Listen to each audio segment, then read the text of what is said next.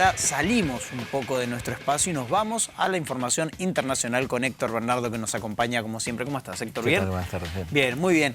Me dijeron que vas a hablar hoy sobre el contexto en el que, el contexto internacional, ¿no?, en el que se va a tener que manejar el próximo gobierno nacional.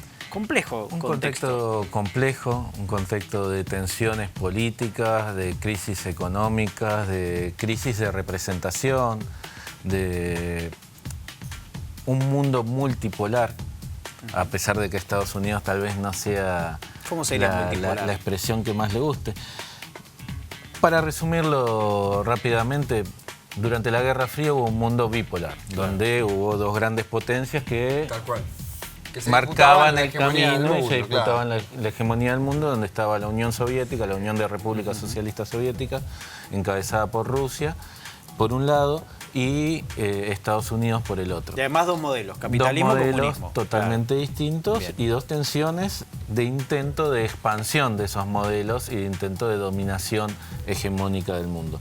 Con la caída del muro en el 89 y la caída de la Unión Soviética en el 91, comienza a sostenerse la idea de que hay un mundo unipolar, de que se había acabado la historia, de que ahora había una sola forma de vida, de que todo dependía de Estados Unidos, que era quien iba a ordenar valga la redundancia, el orden mundial a garantizar establecido. las libertades individuales, ¿no? Porque después se metían en los países a garantizar la libertad individual de la ciudad. A ser el ciudad. gendarme del mundo. Claro.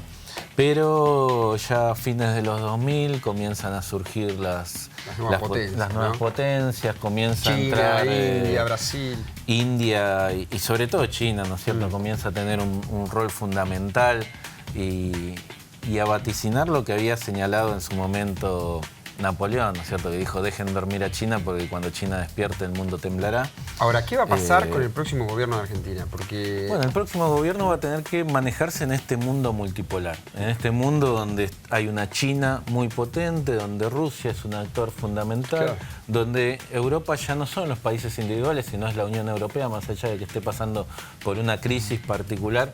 Hay que negociar no con los países de Europa, sino con la Unión Europea, tal cual, donde Estados Unidos sigue siendo un polo fundamental en este mundo multipolar y donde el próximo presidente tendrá que tratar de volver a reconstruir los espacios de integración que Macri destruyó. Ahora, durante ¿y con quién tanto tiene tiempo. mejor relación Alberto Fernández? De todos esos espacios polares, ¿con quién tiene mejor relación?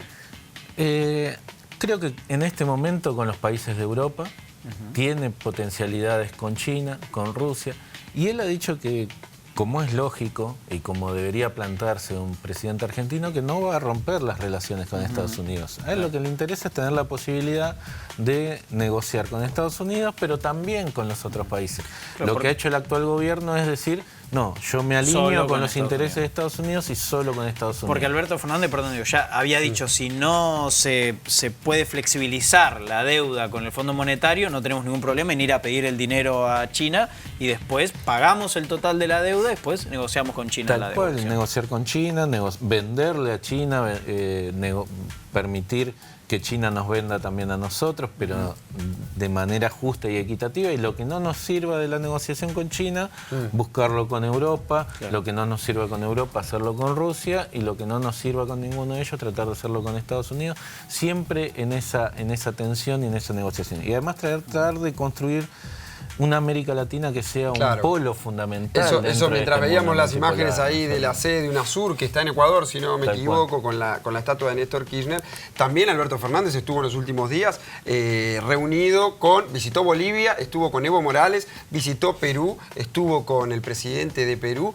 y también uno podría anticipar o imaginar que dentro del futuro deseado está ese resurgimiento de la UNASUR, que fue el polo regional en ese mundo multipolar. La idea, incluso cuando uno se pone a ver discursos históricos, el discurso de Perón, actualización doctrinaria claro, y política, él dice, nosotros pasamos por una etapa, el ser humano pasa por una etapa en la que se va incrementando sus relaciones, del individuo a la familia, de la familia a la sociedad, de la sociedad al Estado-Nación, y ahora viene la etapa del continentalismo, dice Perón, y creo que sin duda tenemos que estar en esa etapa del continentalismo para enfrentar esta nueva situación. Muy bien. Muchas gracias, Héctor, por estar acá. En un ratito vas a seguir acompañándonos porque en un rato vamos a estar hablando también de la ONU, ¿sí? De lo que se está desarrollando ahora. Mauricio Macri habló hace muy poquito nada más y vamos a estar analizando con Héctor Bernardo en un ratito nada más cómo se está desarrollando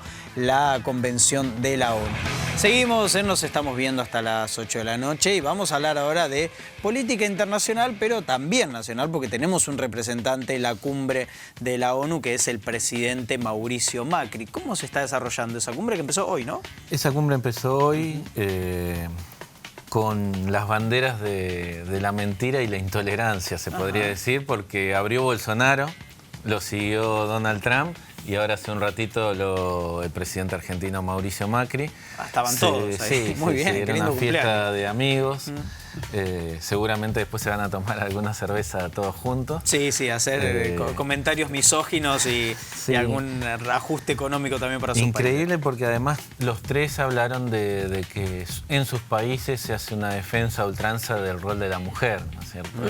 Bolsonaro, Macri y Trump. Trump dijo además que él defendía a las mujeres y la igualdad, y que defendía a los niños nacidos y a los no nacidos.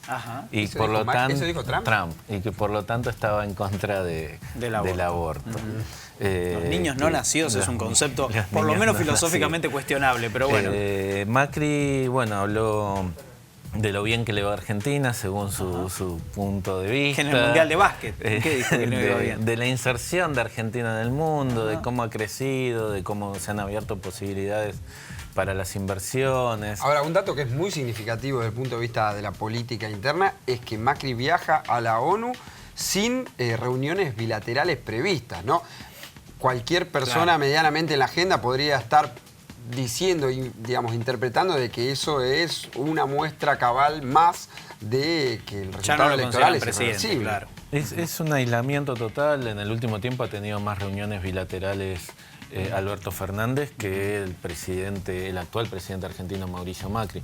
Realmente Macri ha señalado muchas cosas que por eso te decía la bandera de la mentira, ¿no es cierto? Ha hablado de la reivindicación argentina por Malvinas, cuando sabemos que ha firmado el acuerdo Forador y Duncan, ha entregado la soberanía de Malvinas, ha hablado de la inserción de Argentina en el mundo, de la rehabilitación del Mercosur o la potenciación del Mercosur, cuando en realidad el Mercosur se ha desarmado, se ha suspendido a Venezuela indefinidamente, se lo usó solamente para intentar este manotazo de ahogado que fue el acuerdo con la Unión Europea, que Macri volvió a decir que era un acuerdo histórico cuando en realidad todavía no había firmado nada, claro. Está nada de hecho, firmado. se cosechó unos cuantos rechazos resonantes en los últimos tiempos, desde Francia, claro, hasta también Austria, si no me Tal recuerdo. cual, y no solo por la postura de Macri, sino también por la postura de Bolsonaro respecto del Amazonas, que no lo ha cuidado, y que también Bolsonaro, cuando le tocó hablar,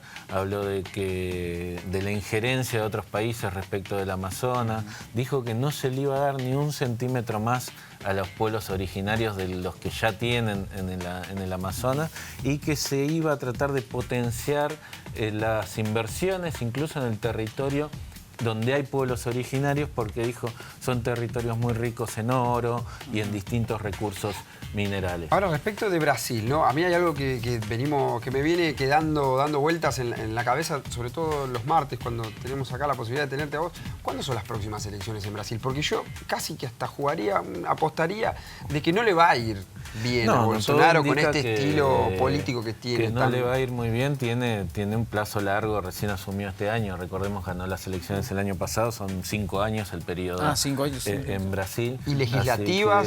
Legislativas tienen el año próximo, seguramente ahí puede llegar a tener un duro golpe, pero tiene un discurso. El discurso de hoy de Bolsonaro fue más que nada para los sectores reaccionarios de Brasil, no le habló a la comunidad internacional internacional lo mismo que hizo Trump. Trump está en campaña. Recordemos que el año que viene son las elecciones en Estados Unidos y Trump ya ha lanzado su campaña. Pero uno piensa que a Trump le puede ir mejor, ¿no?, que a Bolsonaro. Sí, porque ha conseguido una recuperación económica importante. Sí, a diferencia de lo que pasa en Argentina, y en Brasil. Bolsonaro hoy dijo, nos hemos abierto al mundo y ahora la privatización es una constante en Brasil, orgulloso de que se estén privatizando todas las empresas del Estado.